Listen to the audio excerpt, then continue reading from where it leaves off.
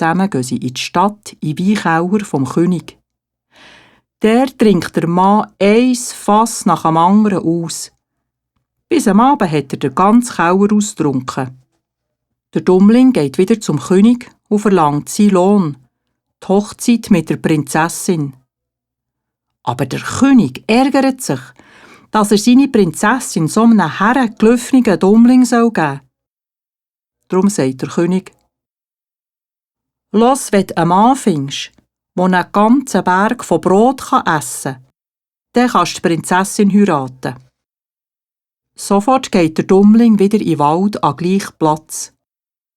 Dort hockt ein Mann, wo ihm der Magen knurrt, dass man es schon von weitem hört.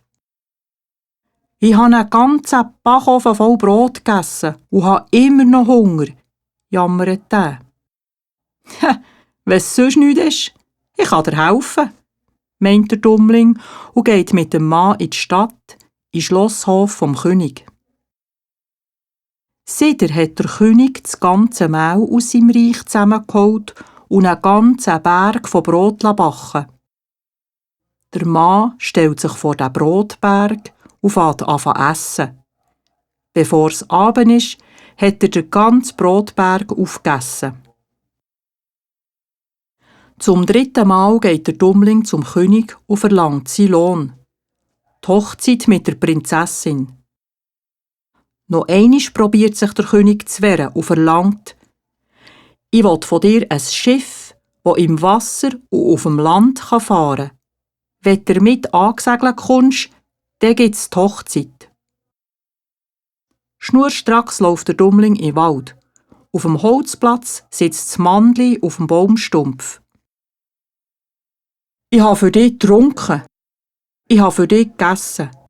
Ich gebe dir auch noch das Schiff. Das mache ich, weil du ein gutes Herz hast.»